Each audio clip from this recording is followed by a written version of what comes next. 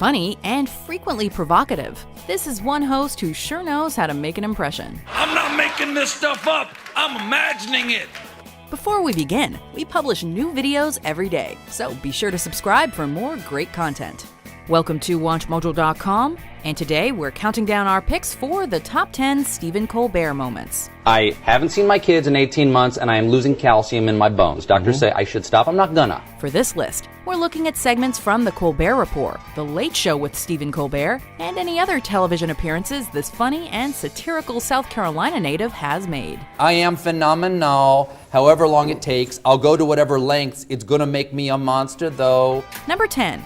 Getting Daft Punked, The Colbert Report. While he likely didn't feel lucky at first, Colbert managed to turn a decision by Comedy Central's corporate parent Viacom to cancel an appearance by Daft Punk on The Colbert Report into comedy gold. After explaining how he'd only just found out the day before that another Viacom subsidiary, MTV, had exclusive performance rights to the French duo, he started dancing to Daft Punk's hit Get Lucky. Various celebrities joined him in an original music video, most notably Breaking Bad star Bryan Cranston on roller skates in what looked like a disco. When life gives you lemons, you make a funny video.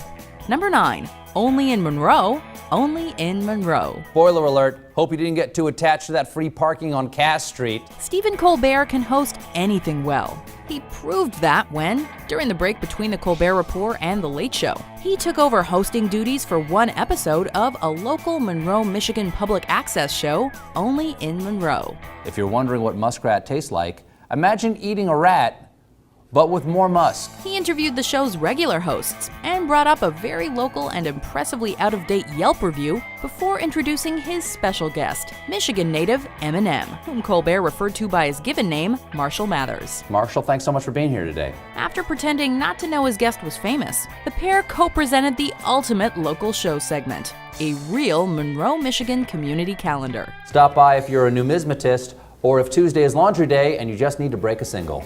Number 8. Crude Political Drawings, The Late Show with Stephen Colbert. I'm writing ossets really small because I don't want to waste chalk here.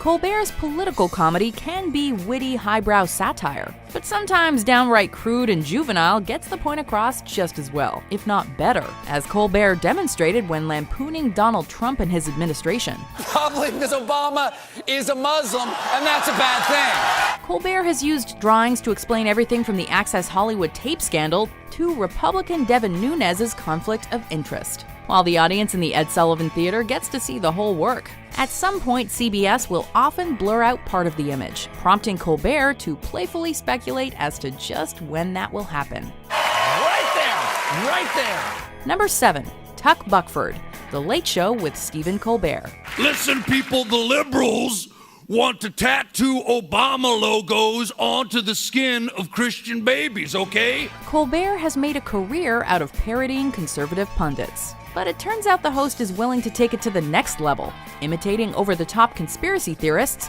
like InfoWars host Alex Jones, which he does on The Late Show as Tuck Buckford. I'm a father. I have male vitality.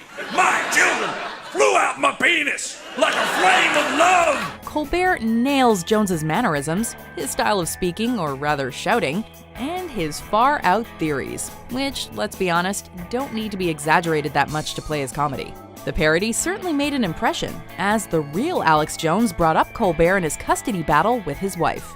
Naturally, this shout-out only served as more fodder for the comedian. I'm a marijuana addict who should not be trusted with my own children. Number 6. Colbert election coverage. The Late Show with Stephen Colbert. No, obviously, I'm very grateful that you're here. I'm going to finish this real. You can finish mine, too. Colbert's 2016 presidential election coverage started as over-the-top humor, but ended on a very serious note.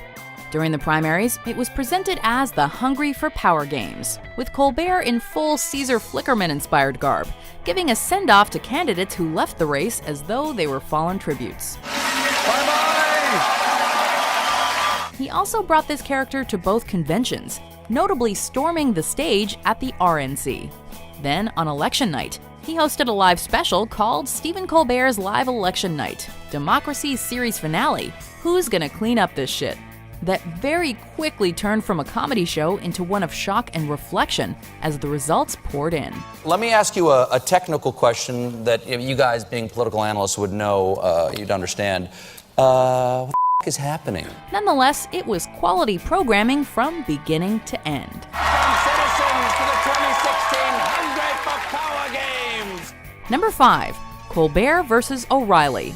Various. So it doesn't happen again, Colbert. Okay, takeaway. Was it the right thing to do? It's clear that one of the inspirations for Colbert's over-the-top conservative character on The Colbert Report was the bombastic, now former Fox News host, Bill O'Reilly. It is tough being me. Is it tough being you? In character, Colbert called him Papa Bear. And when the two met in person on each other's respective shows, Colbert's mocking adoration was palpable. He promoted O'Reilly's book on his show with a 30% off sticker and allegedly stole the microwave from the break room when he was a guest of the Fox host. When O'Reilly was fired, Colbert responded both in his old character and as himself, finally getting to say what he really thought of Papa Bear. Stay strong, Papa Bear. Number 4. Presenting at the Emmys, the 58th Primetime Emmy Awards. Good evening, godless sodomites. Colbert's over-the-top character was at its best when paired with former Daily Show host Jon Stewart playing the straight man. This dynamic reached its peak when the pair co-presented at the 2006 Emmy Awards, in what was arguably one of the most memorable Emmy bits in the show's history. I'm reading the prompter in here.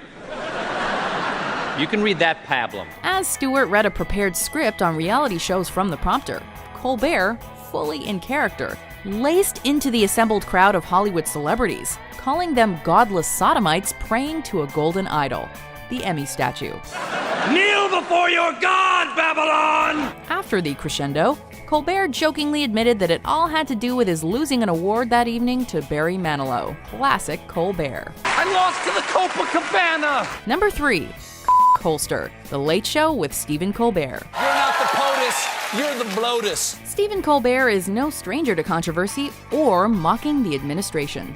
The two combined when the host decided to go after President Trump for his treatment of CBS journalist John Dickerson. John Dickerson is a fair-minded journalist and one of the most competent people who will ever walk into your office, and you treat him like that? The epic Late Show monologue rant that ensued culminated in a crude joke about Trump and Putin, which some initially characterized as homophobic. In fact, the only thing your mouth is good for is being Vladimir Putin's holster. Colbert later apologized for his choice of words, but not for slamming Trump. With an army of Trump supporters criticizing Colbert, and eventually the president himself making a comment, Colbert was clearly satisfied with the controversy this bit caused. I don't regret that. Number 2. Burning Bush at the 2006 White House Correspondents' Dinner. The president in this case is Rocky Balboa, and Apollo Creed is everything else in the world. In 2006, the White House Correspondents Association gave Colbert a chance to perform his faux right-wing George W. Bush-praising character for the man himself when they invited him to host their annual dinner. The Colbert Report host did not disappoint, and most certainly did not hold back. This administration is not sinking. This administration is soaring. He went after everything from Vice President Dick Cheney accidentally shooting a man in the face to the Bush administration's failing poll numbers and the president's track record of standing on aircraft carriers and rubble alike. Colbert even took part in a skit with the legendary White House correspondent Helen Thomas. Bush's face throughout said it all. The man was hitting his mark. Before we unveil our number 1 pick, here are some honorable mentions. Her favorite memory of prayer was a young mother tucking in her children. Truthiness. Now, I'm sure some of the word police, the wordinistas over at Webster's, are going to say, hey, that's not a word. Well, anybody who knows me know that I'm no fan of dictionaries or reference books. They're elitist. My mind up, which seat can I take? It's Friday. Number 1. The Colbert Super PAC, The Colbert Report. Some satirists tell jokes to highlight the problem of money in politics, but Colbert took things to an almost surreal level by starting his own political super PAC capable of accepting large, anonymous donations for real. You're not getting that super PAC back, Colbert! I want my unlimited money, John! This gave him over a year's worth of recurring material for his show, and quite a bit of information on the political funding process for his audience. He raised nearly $774,000, much of it from not-so-anonymous donors whose names rolled across the screen as heroes. In the end, on behalf of Ham Rove, his lunch meat strategist, he donated the money to the Hurricane Sandy Relief Fund and groups fighting for campaign finance reform, among others.